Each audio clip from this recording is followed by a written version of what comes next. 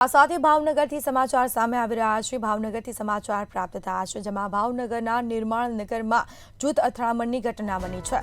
નિર્મળનગરની આ ઘટના સામે આવી છે। બે જૂથ વચ્ચે બબાલ સર્જાતા પથ્થરમારો થયો હતો।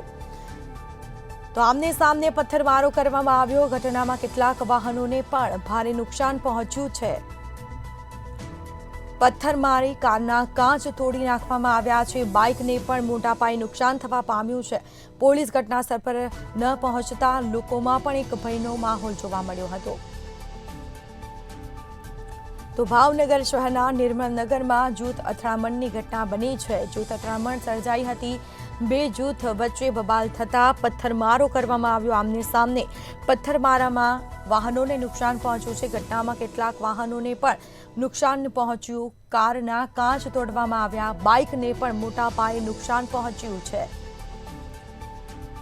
તો પોલીસ સ્થળ પર ન પહોંચતા લોકોમાં પણ એક ભયનો માહોલ જોવા મળ્યો હતો।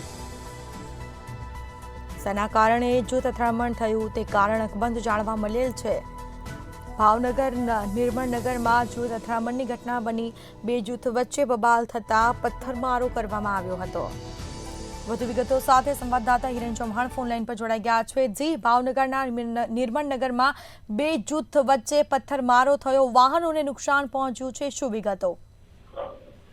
જી સ્મિતા, ચોક્કસ જણાવશો ગઈકાલે મોડી રાત્રે ભાવનગરના નિર્મળનગર વિસ્તારની અંદર કોઈ અગમ્ય કારણોસર બે જૂથ વચ્ચે બોલાચાલી થઈ હતી, જે ઉગ્ર બનતા બંને જૂથ વચ્ચે જાહેર રસ્તા પર છૂટા પથ્થરોને ઈંટોના ઘા કરવામાં આવ્યા હતા, જેને લઈને ત્યાં આગળ પાર્ક કરેલ અનેક જે વાહનો છે તેને નુકસાન પહોંચ્યું હતું। ખાસ કરીને જે રીતના જે કાર તોડવામાં આવી છે તે કાર કિન્નરોની હોય ને કિન્નરો જે આ વિસ્તારમાં ખરીદી કરવા આવતા આવ્યા હોય તે કિન્નરોની કાર તોડતા તેમના દ્વારા એક શખ્સને પકડી પણ લેવામાં આવ્યો હતો અને પોલીસ સ્ટેશન લઈ જવામાં આવ્યો।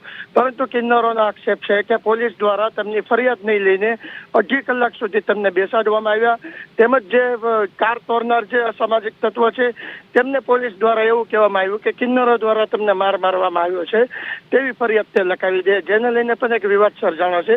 હાલ તો ભાવનગરમાં જે રીતના કાયદો અને વ્યવસ્થા કરવી પડી છે, પોલીસ તંત્રની કોઈ પણ જાતની ડર નથી રહ્યો તેવું દેખાઈ રહ્યું છે, કારણ કે દરરોજ આવા નાના મોટા હુમલાની ઘટના છે તે વધી રહી છે। જી બિલકુલથી તમામ જાણકારી આપવા બદલ આપનો આભાર। તો પોલીસ પણ સ્થળ પર ન પહોંચતા લોકોમાં એક ભયનો માહોલ જોવા મળ્યો હતો। પથ્થરમારામાં કાચના કાચ તોડવામાં આવ્યા। બાઇકને નુકસાન પહોંચ્યું છે, વાહનોને મોટા પાયે નુકસાન પહોંચ્યું।